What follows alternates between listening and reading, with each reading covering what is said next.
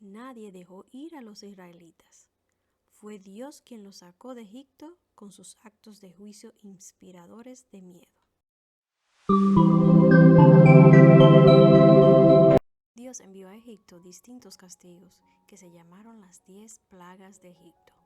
De las 10 plagas, 7 fueron producidas a través de la acción de Moisés y Aarón, y 3 principalmente, la cuarta, quinta y décima, por la acción directa de Dios mismo. Estas plagas producieron daños físicos, económicos y de salud a personas, plantas, animales domésticos y al ambiente. Los israelitas vivían como esclavos en la tierra de Egipto. Jehová quiso remover a los israelitas de la aflicción que vivían allí. Escogió a sus siervos Moisés y Aarón como voceros para llevar el mensaje al faraón, y de no escuchar y desobedecer el mensaje enfrentarían grandes consecuencias. En la primera plaga se convierte el agua del Nilo en sangre, afectando así la fuente principal de la economía egipcia. Esto significó que murieron los peces y demás bioecosistema del río Nilo, y el olor era tan desagradable que los egipcios no podían beber agua de allí. El pasaje se encuentra narrado en el libro de Éxodos 7, 14 al 25. Una curiosidad que podemos compartir en torno al río Nilo es que este río es conocido como uno de los ríos más grandes del mundo y sin duda el más largo de África. El río Nilo fluye de sur a norte por diferentes países del continente de África. La razón que toma esta trayectoria es por las mismas razones por las que fluye cualquier otro río. La sección norte del continente tiene una elevación más baja que la porción sur. La segunda plaga que lanzó Moisés sobre Egipto fue una lluvia de rana. Moisés y Aarón advirtieron nuevamente al faraón que Dios provocaría una invasión de ranas si no los dejaban marchar. Ante su segunda negativa, Aarón extendió la mano sobre las aguas y las ranas invadieron el territorio. Cuando murieron las ranas, el hedor llenaba todo el país. Para los egipcios, la rana era un símbolo de vida y fertilidad, ya que millones de ellas nacieron después de la crecida anual del Nilo, que traía fertilidad a las tierras que de otro modo serían áridas. En consecuencia, en la mitología egipcia comenzó a existir una diosa rana que representaba la fertilidad llamada Heket. Al momento de verse con esta plaga fue muy duro para los egipcios, ya que no las podían exterminar y tuvieron que violar sus reglas religiosas. La narración del libro bíblico de Éxodo pretende transmitir que el Dios de Israel es el único que gobierna el mundo y que solo otorga a sus criaturas según su voluntad el poder de la fertilidad. La tercera plaga está narrada en el libro de Éxodo 8, 16 al 19. Esta era la plaga de los mosquitos que picaban a hombres y animales. Las picaduras de los mosquitos que pican infligen una sensación de ardor y que pueden causar diferentes reacciones en los humanos, que va desde una pequeña roncha rojiza en el sitio de la picadura hasta reacciones alérgicas locales que causan una picazón significativa. Esta plaga en específica está dirigida contra el dios egipcio Set, diosa de la tierra. Debemos de notar que esta plaga surge del polvo. La tierra, por supuesto, debería ser una fuente de crecimiento y fertilidad, pero en este caso Dios la hizo para fabricar estas desagradables criaturas. Una vez que reconocemos que la plaga está relacionada con el polvo, entonces el lugar adecuado para buscar en la mitología egipcia son los dioses del polvo. Entonces esta plaga podría entenderse como un ataque al dios egipcio Het, también llamado Seb-Oket, dios de la tierra, aunque generalmente se lo presenta como un bien, una serpiente, un toro o una cebada, pero es el dios del polvo y la suciedad. La cuarta plaga fue la plaga de las moscas. El relato se encuentra en Éxodo 8, 20 al 32. Las moscas gotábanos son bastante molestosas, ya que invaden la comida y la contaminan. Después de la tercera plaga, los magos de Egipto no pueden imitar los milagros de Jehová, de acuerdo con Éxodo 8:18. Ahora podemos ver el patrón de todas estas plagas. Las ranas vinieron del agua, Los mosquitos salieron del polvo de la tierra y ahora las moscas vienen del aire. Agua, tierra y aire, todos los aspectos de la creación están involucrados en las lecciones de Dios para los egipcios. Los hermanos Moisés y Aarón volvieron a la presencia del faraón, advirtiéndole que de no liberar a los hebreos, todo el ganado sufriría una peste mortal. En tiempos bíblicos, el sustento de las personas habría dependido de sus animales, por lo que esta plaga habría sido particularmente devastadora. La plaga del ganado, también conocida como la plaga de la pestilencia, mató a todos los animales domésticos en Egipto. Para aumentar el dolor de los egipcios, tuvieron que ver cómo los animales de los israelitas salían ilesos, mientras cavaban tumbas para los suyos. Caballos, asnos, camellos, ovejas y vacas murieron, una situación muy difícil para el ganado y la economía de Egipto. Aún así, el faraón se negó a dejar ir a los israelitas. Esta plaga está dirigida contra Hathor, quien fue representada con la cabeza de una vaca en la mitología egipcia.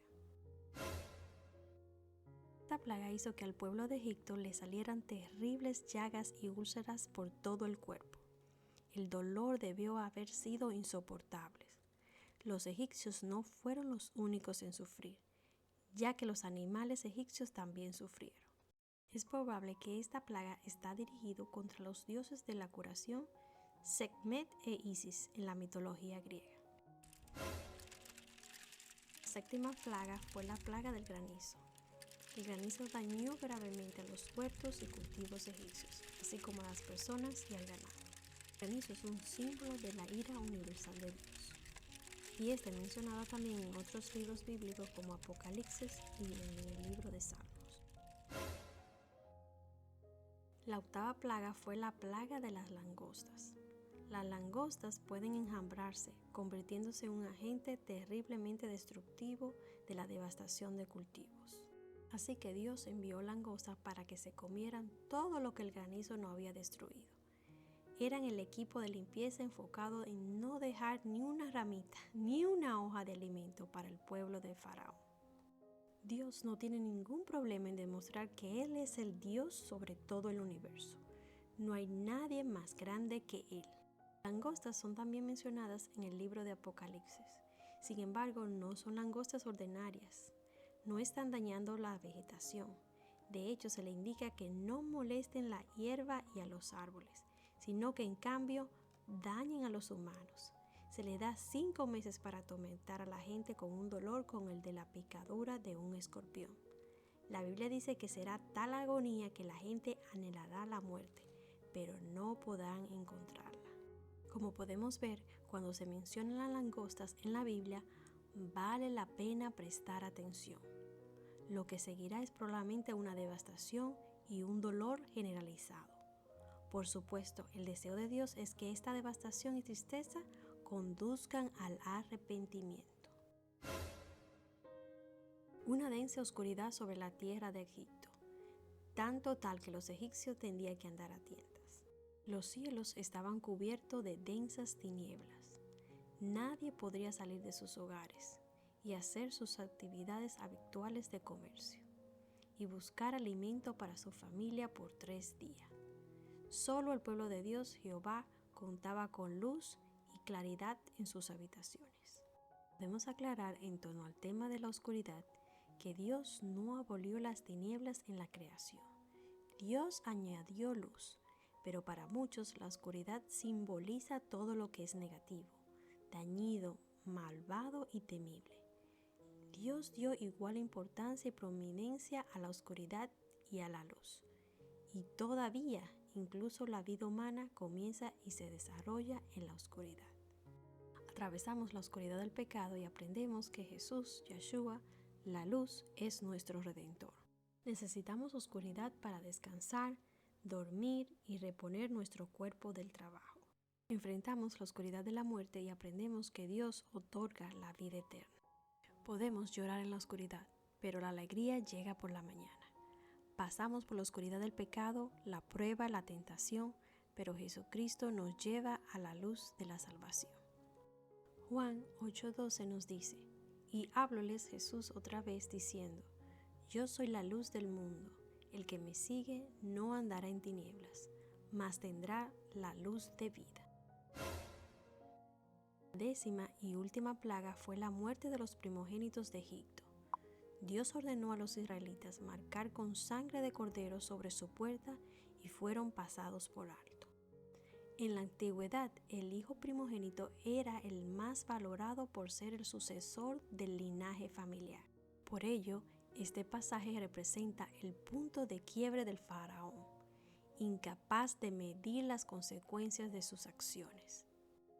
Hubo un gran lamento por toda la tierra de Egipto, como no lo hubo antes ni lo volverá a ser. Aunque los israelitas vivían cerca, el Señor los protegió para que no les ocurriera ninguna de estas cosas terribles. El tema fundamental de las historias de las plagas es la serie de informes sobre el corazón de Faraón. Es cierto que Faraón endureció en su propio corazón 6 veces antes de que Dios lo hiciera. Nadie dejó ir a los israelitas. Fue Dios quien los sacó de Egipto con sus actos de juicio inspiradores de miedo. Con esto podemos concluir que Dios es soberano. Fue obvia la instrucción de Jehová al faraón: deja ir a mi pueblo para que me sirva. Las 10 plagas revelaron su gran poder, su singularidad y su fidelidad a su palabra. La Biblia indica que Dios usó las plagas para alcanzar varios objetivos. Primero, liberar al pueblo de Dios. Segundo, demostrar la soberanía de Dios. Tercero, mostrar el poder de Dios. Y cuarto, distinguir entre el pueblo de Dios y los egipcios. Cabe destacar que Dios tuvo la victoria sobre los magos egipcios. También usó las plagas con el fin de triunfar sobre los dioses de los egipcios. Sin duda, las plagas constituyeron el juicio de Dios contra el faraón, quien era visto como un dios. La narración de las plagas puede entenderse, de hecho, como una lucha entre el Dios de Moisés y Faraón, el Dios de los egipcios.